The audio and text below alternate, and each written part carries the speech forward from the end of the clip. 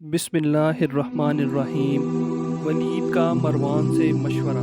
یزید کے اس حکم نامے کے ملنے سے ولید بہت گھبرا گیا، کیونکہ وہ ایک رحم دل اور خاندان نبوت کی تعظیم و احترام کرنے والا گورنر تھا، اور یزید کے حکم کی تعمیل اس کے لیے مشکل تھی۔ وہ جانتا تھا کہ ان حضرات سے یزید کے لیے بیعت لینا آسان نہیں، اس لیے اس نے مشورے کے لیے اپنے نائب مروان بن حاکم کو بلاوا بھیجا اور ساری صورتحال سے آگاہ کیا۔ مروان چونکہ سخت مزاج اور سنگ دل شخص تھا، اس نے کہا کہ ان تینوں کو اسی وقت بلائیں اور بیعت کے لیے کہیں۔ اگر وہ بیعت کر لیں تو بہتر، ورنہ تینوں کو قتل کر دیں، اور اگر تم نے ایسا نہ کیا تو امیر معاویہ کی موت کی خبر ہو جانے پر وہ تینوں الگ الگ مقام پر جا کر مدعی خلافت بن کھڑے ہوں گے، اور پھر ان پر قابو پانا مشکل ہو جائے گا۔ البتہ ابن عمر جدال و قتال کو پسند نہیں کرتے، وہ خلافت کے طلبگار بھی نہیں تھے، سوائے اس کے کہ خلافت خود بخود ان کو دی جائے۔ مروان بن حاکم وہ شخص ہے کہ جس کی پیدائش ہوئی اور حضور اقدس کی خدمت میں تخلیق کے لیے لایا گیا تو حضور صلی اللہ علیہ وسلم نے فرمایا، یہ گرگٹ کا بیٹا گرگٹ ہے۔ اور بخاری، نسائی، ابن ابی حاتم اپنی تفسیر میں روایت کرتے ہیں کہ حضرت عائشہ نے فرمایا، حضور نبی کریم صلی اللہ علیہ وسلم نے مروان کے باپ حاکم پر لعنت فرمائی، جبکہ مروان صلب بدر میں تھا تو وہ بھی اللہ کی لعنت سے حصہ پانے والوں میں سے ہوا۔ وہ مروان کے اس کو اور اس کے باپ کو حضور نبی اکرم صلی اللہ علیہ وسلم نے گرگٹ فرمایا، اور جس کے باپ پر حضور نبی اکرم صلی اللہ علیہ وسلم نے نہ صرف لعنت فرمائی بلکہ اس کے باپ کو شہر بدر فرما کر طائف میں رہنے کا حکم دیا۔ ایسے مروان سے بلا خیر کی امید کیسے ہو سکتی تھی؟ ولید نے حضرت امام حسین اور حضرت عبداللہ بن زبیر کو بلانے کے لیے قاصد بھیجا۔ قاصد نے ان دونوں حضرات کو مسجد نبوی میں بیٹھا پایا۔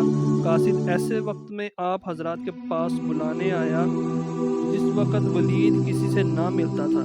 قاصد نے کہا کہ آپ دونوں حضرات کو امیر نے بلایا ہے۔ انہوں نے کہا کہ تم چلو، ہم ابھی آتے ہیں۔ پھر حضرت ابن زبیر نے حضرت امام حسین سے کہا کہ آپ کا کیا خیال ہے کہ امیر نے ہمیں ایسے وقت میں کیوں طلب کیا ہے جس وقت وہ کسی سے ملتا بھی نہیں؟ حضرت امام حسین نے فرمایا کہ میرا خیال ہے کہ حضرت امیر معاویہ وفات پا گئے ہیں اور ہمیں اس کے لیے بلایا گیا ہے کہ ان کی وفات کی خبر پھیلنے سے پہلے ہم سے یزید کے حق میں بیعت لے لی جائے۔ اس پر حضرت ابن زبیر نے کہا کہ میرا بھی یہی گمان ہے۔ پھر انہوں نے حضرت امام حسین سے پوچھا کہ آپ کا کیا ارادہ ہے؟ حضرت امام حسین نے فرمایا کہ میں اس وقت اپنے جوانوں کو لے کر چلتا ہوں، کیونکہ انکار کی صورت میں ہو سکتا ہے کہ معاملہ نازک صورتحال اختیار کر جائے۔ حضرت امام حسین اپنی حفاظت کا سامان لے کر ولید کے پاس پہنچے۔ آپ نے اپنے ساتھیوں سے فرمایا کہ میں اندر جاتا ہوں،